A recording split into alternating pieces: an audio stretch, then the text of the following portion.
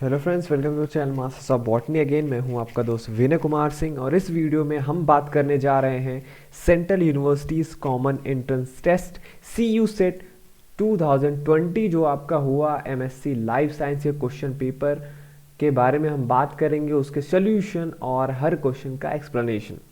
तो चलते हैं, हम देखते हैं सबसे पहले पार्ट ए। तो मैं आपको सबसे पहले बता दूं कि ये जो पूरा क्वेश्चन पेपर था, यहाँ पे 100 क्वेश्चन थे जो कि पार्ट ए और पार्ट बी में बटे हुए हैं। पार्ट ए में आपके आते हैं 25 क्वेश्चन जो कि टोटल मार्क कैरी करते हैं वो 25, और पार्ट बी में आपके आते हैं 75 क्वेश्चन जो आपके मार्क्स कैरी करते हैं 75। तो चलते हैं, सबसे पहला जो पार्ट है यहाँ पे जो आपके क्वेश्चन पूछे जाते हैं वो क्वेश्चन पूछे जाते हैं आपके English language, general awareness, mathematical aptitude और एनालिटिकल स्किल्स से। तो सबसे पहला क्वेश्चन है, हम डिस्कस करते हैं इसके बारे में। यहाँ पे पूछा था आपसे, select the most suitable synonym for the word tact. Tact के लिए सबसे सूटेबल सिनोनिम इन ऑप्शन में से कौन सा होगा? Cunningness, diplomacy, intelligence, rudeness. तो इसका करेक्ट ऑप्शन है टैक्ट जो है इसका सिनोनिम होता है डिप्लोमेसी। या आप देखेंगे tact is the ability to deal with others in touchy situations without offending them. Word use अगर देखेंगे इसका, with supreme tact Isabel suggested to her neighbour that her flower garden was probably not the best place for his dog to use as bathroom. तो ये word का आपका use हो गया। तो ये टैक्ट है, मतलब हम दूसरे से टची सिचुएशंस में ऐसे बात करते हैं कि हम उस सिचुएशन को डील भी कर लें और वो उससे ऑफेंडेड भी ना हो। सिनोनिम्स क्या है टैक्ट के? डिप्लोमेसी, टैक्टफुलनेस वगैरह है। क्वेश्चन नंबर सेकंड पे चलते हैं हम। Choose the pair which exhibits the same relationship as sun to sunlight. तो आपको यहाँ पे रिलेशनशिप बताना था, ठीक है। जैसे कि सन सनलाइट से रिलेशनशिप है, वैसे इस ऑप्शन में से कौन सा इसी तरीके से रिलेशनशिप रखता है? मून मूनलाइट से, बी हाइव हनी से, या टैप वाटर से, फ्लावर फ्रेगनेंस से। तो यहाँ पे इसका आंसर जो करेक्ट था वो था आपका फ्लावर और फ्रेगनेंस। क्यों? एक्सप्लेनेशन देखिए। If the relationship between one pair of words, जैसे सन और सनलाइट एक पेयर ऑफ वर्ड्स है, between one pair of words is similar to another pair of words, then we say that both the pair of words is analogous। तो यहाँ पे सन sunlight और flower fragrance जो है ये एक दूसरे के एनालॉगस है। In simple words we can say that the relationship between two words must be same for other words associated with them too। Example के तौर पे डिवोटी का जैसे रिलेशनशिप है टेम्पल से, और पेशेंट का रिलेशनशिप जैसे है हॉस्पिटल से, ये दोनों पैरेलल है एक दूसरे के। They have similar kind of relationship between them. As devotee go to temple, patient go to hospital. Here in this question sunlight is analogous to flower fragments because they have similar kind of relationship between them, and sun has its own sunlight and flower has its own fragrance। okay, question number third पे चलते हैं हम। Select the correct word for following sentence. यहाँ पे एक sentence दिया हुआ है, it is very misleading to imagine that computers can. यहाँ पे कौन सा आप करेक्ट वर्ड डालते हैं? थिंक, सक्सीड, परोरेट और डील। तो यहाँ पे करेक्ट ऑप्शन है आपका थिंक। मोस्ट अप्रोप्रिएट वर्ड यहाँ पे क्या होगा? इसके लिए थिंक होगा, because it is very misleading to imagine that computers can think like people।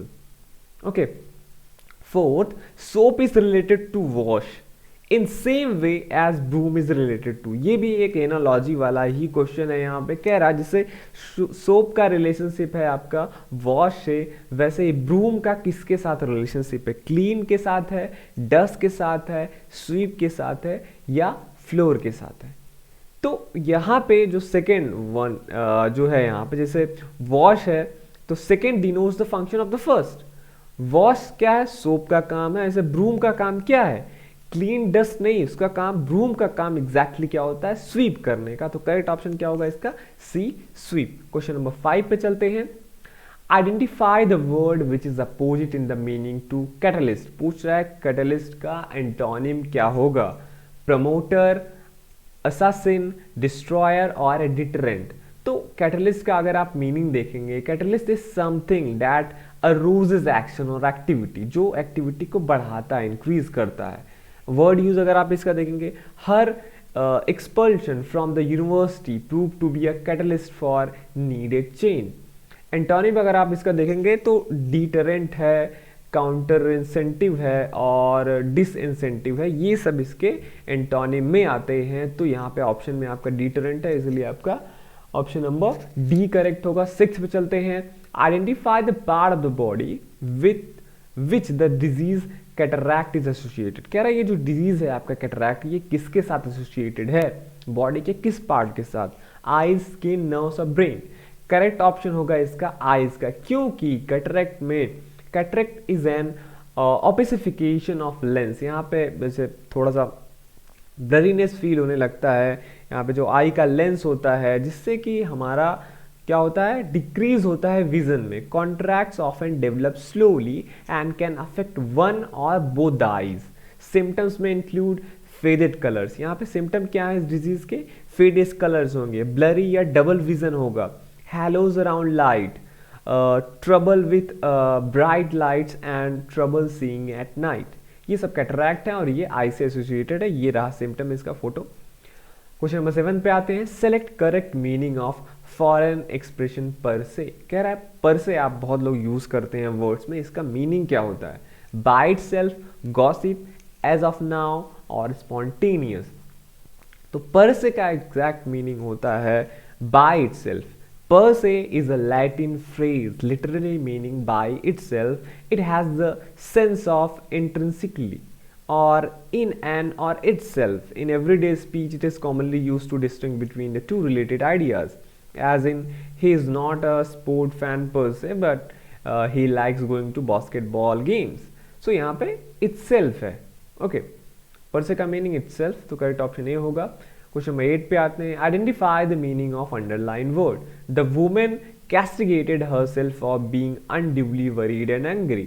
तो यहाँ पे पूछा है कैस्टिगेटेड का मीनिंग क्या है, कट, क्रिटिसाइज्ड, चैडेड, एप्रिशिएटेड।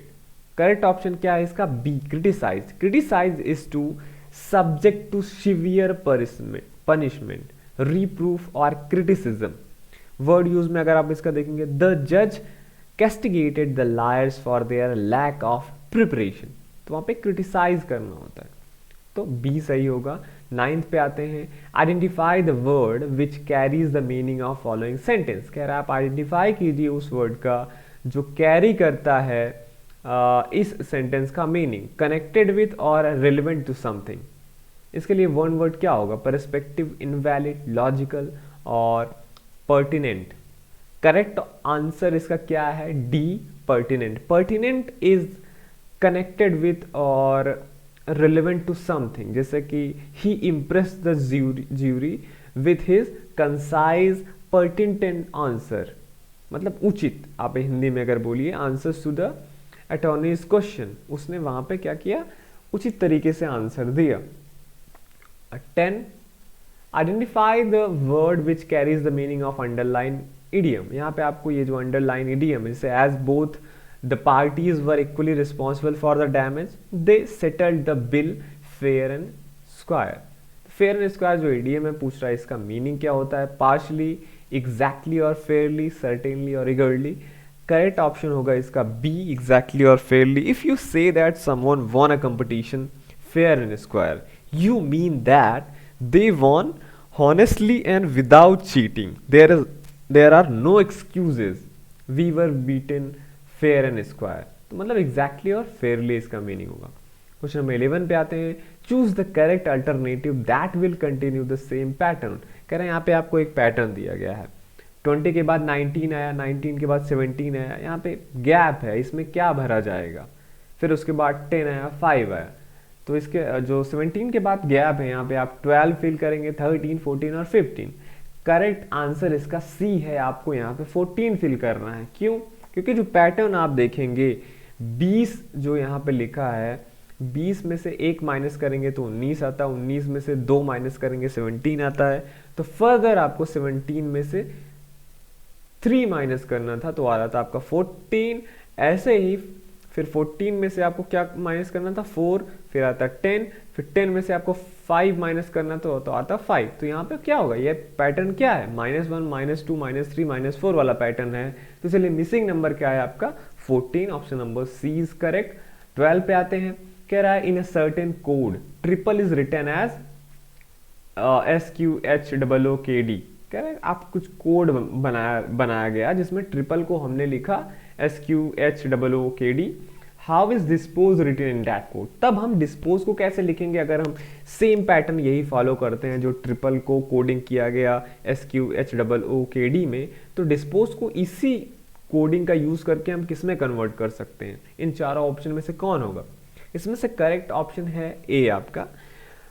तो ट्रिपल को एक्चुअली आप देखेंगे जो इसको में कन्वर्ट किया गया है, clearly every letter is decrease by 1। जैसे कि टी पहला लेटर को कन्वर्ट कर दिया एस में, मतलब एस के बाद आता है टी, क्यू के बाद आता है आर, यहाँ ठीक है, मतलब एक एक कम किया गया। आई के पहले आता है एच, पी के पहले आता है ओ, तो दोनों जगह ओ है। एल के पहले आता है के, ई के पहले आता है डी। ऐसे ही यहाँ पे भी सबका पहले आपको लिखना है, तो डी के पहले आएगा सी, तो सी केवल ऑप्शन नंबर ए में है। आई के पहले आता है एच, एस के पहले आता है आर, पी के पहले आता है ओ के पहले आता है एन, एस के पहले आता है आर और ई के पहले आता है आपका डी। तो ऑप्शन नंबर ए करेक्ट होगा। 13 पे आते हैं, इन अ सर्टेन कोड में यहाँ पे फिर से कोडिंग की गई है जहाँ पे 3 4 5 6 को कोड किया गया ROPE में। ऐसे ही 1 5 5 2 6 को कोड किया गया एप्पल में।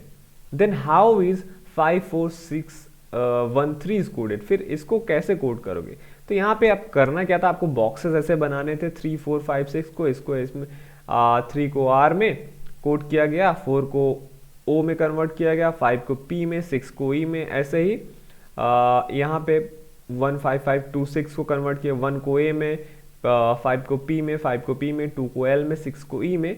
तो ऐसे ही यहाँ पे दिया गया कि आपको 5 4 6 1 3 कोड करना, तो आप कैसे करेंगे, तो यही में से आपको उठाना था। 5 आपका यहाँ पे दिया गया है, 5 के लिए P होगा, 4 के लिए दिया गया है O होगा, 6 के लिए दिया गया E होगा, 1 के लिए यहाँ पे A दिया हुआ है, 3 के लिए यहाँ पे दिया हुआ है R। तो आप देखेंगे POEAR होता आपका, और ऑप्शन नंबर सी में ये है, तो यही आपका करेक्ट होगा। ठीक, ऑप्शन क्वेश्चन नंबर 14 पे आते हैं। कह रहा है अगर हम आई को कहते हैं हैंड, और हैंड को माउथ कहते हैं, और माउथ को हम ईयर कहते हैं, और ईयर को हम नोज कहते हैं, तो नो और हाँ और आगे है नोज को हम टंग बोलते हैं, तब ऐसा जो पर्सन है हम उसको बोलेंगे कि वो किससे सुनता है। ठीक, with which of the following would a person here. तब ऐसे में यहाँ पे क्या लिखा गया है, हियरिंग का काम क्या है, a person here with his year, but यहाँ पे कह रहा है हम ईयर को नोज बोल रहे हैं, तो यहाँ पे क्या होगा correct option C nose. Question number 15 पे आते हैं। A man said to a lady, एक मैन लेडी से कहता है your mother's husband's sister is my aunt. तो कह रहा है यहाँ पे रिलेशन आप बताइए, how is the lady related to the man. वो जो मैन जिस लेडी को बोल रहा है उसको दोनों का रिलेशन क्या है, डॉटर ग्रैंड डॉटर है, वो मदर है या सिस्टर हुआ। तो इसका करेक्ट आंसर क्या है, D sister. Your mother's husband मतलब your father sister is your aunt. तो इसका मतलब so lady's aunt is man's aunt, इसलिए लेडी की आंट भी उस मैन की आंट भी, therefore that lady is man's sister. 16 पे आते हैं। कह रहा है A can do a piece of work in 14 days. एक पर्सन है ए, वो किसी काम को 16 दिन में करता है। ए और बी जब साथ मिलते हैं दो लोग, वो उसी काम को 8 दिन में कर देते हैं। तो कह रहा है बी अकेले उस काम को कितने दिन में पूरा करेगा। तो भाई जब ये दोनों लोग साथ में काम करते हैं तो 8 दिन में काम खत्म हो जाता है, अगर अकेले काम करते हैं तो 16 दिन में। इसलिए बी भी जब अकेले काम करेगा तो उसी को वो 16 दिन में ही कंप्लीट करेगा। तो करेक्ट आंसर क्या है, ए। क्वेश्चन नंबर 17 पे आते हैं। The smallest number to be added to 1000 so that 45 divides the sum exactly. कह रहा है आप 1000 में क्या ऐड करेंगे, 10 20 35 या 80, जिससे कि वो 45 से एग्जैक्टली डिवाइड हो जाए। अगर आप देखेंगे डिवाइड आप करके देखेंगे 1000 को 45 से, तो आपको मिलेगा 22.2। The next higher number is 23। और अगर आपको इसके आगे पीछे जाना है तो मतलब एग्जैक्टली अगर डिवाइड करना है तो 23 नेक्स्ट नंबर है, मतलब आप इसमें कुछ ऐसा जोड़ेंगे जिससे आप जब 45 से डिवाइड करेंगे इसको तो 23 टाइम्स आए। तो अब ये आपको करना क्या है, आप केवल आप ऐसा करिए कि 45 में आप मल्टीप्लाई कर दीजिए 23 से, जो नंबर आपका आएगा 1035। अब 1035 में अब देखिए 1000 में कितना आपने जोड़ा है 35, तो from 1035 deduce 1000 to get 35, so you need to add 35 to 1000 to make the new number 135 divided by 40, so answer is 35। Correct answer is C. 18 पे आते हैं।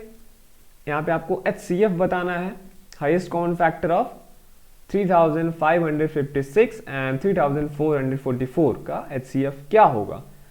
तो HCF का कुछ स्टेप है आप फॉलो करेंगे। आपको इसमें से डिवाइड करना होगा 3056 को 3444 से, तब आप देखेंगे एक बार जाएगा और आपका कितने वो आएगा, रिमाइंडर आपका 112 आएगा। स्टेप 2 में आपको क्या करना है, यही जो आपका रिमाइंडर आया है रिमाइंडर, इससे आपको इस छोटे वाले अंक को इससे डिवाइड करना है। फिर आपका कितना आएगा, यहाँ पे 30 टाइम्स आएगा, रिमाइंडर आपका 84 बचेगा। स्टेप 3 में फिर जो स्टेप 1 का रिमाइंडर है उसको स्टेप 2 वाले के रिमाइंडर से डिवाइड करिए, तो आपका फिर से रिमाइंडर कितना बचेगा 28।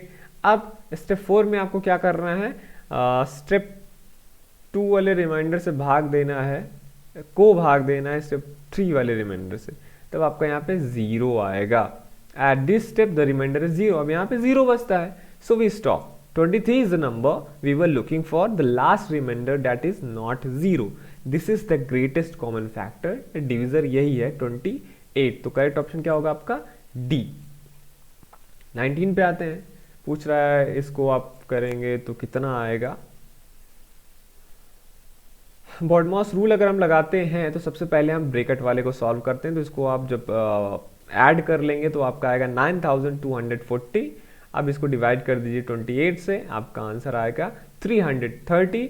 पूछा है कि कौन सा ऑप्शन सही होगा, तो इसमें तो 333 है नहीं, तो नन ऑफ डीज चूज करेंगे हम, तो करेक्ट आंसर क्या होगा डी। 20 पे आते हैं। What is the square root of 0.16। Square root निकालने के लिए आप इसको कन्वर्ट कीजिए इसमें, जैसे हम 0.16 को क्या लिख सकते हैं, 0.16 को क्या लिख सकते हैं 16.100। अब इसको आप अंडर रूट करेंगे 16/100 को, तो पहले तो आप डिवाइड करेंगे, आएगा आपका 4/10, फिर 4/10 से और सिंप्लीफाई करेंगे 2.5 आएगा। 2.5 को अगर आप देखेंगे तो आपका कितना आता है 0.4 आता है आपका, तो करेक्ट ऑप्शन क्या होगा सी आपका 0.4। 21 पे आते हैं। Which of the following is the deepest lake in the world. पूछा है कौन सा इसमें से डीपेस्ट लेक है वर्ल्ड में, तो इसमें से जो आपका लेक बैकाल है is the largest fresh water lake in the world by volume, and the world's deepest lake भी यही है। ये क्रिसेंट शेप का है और कहाँ पे है, ये रशिया में है, साउथ साइबेरिया रशिया।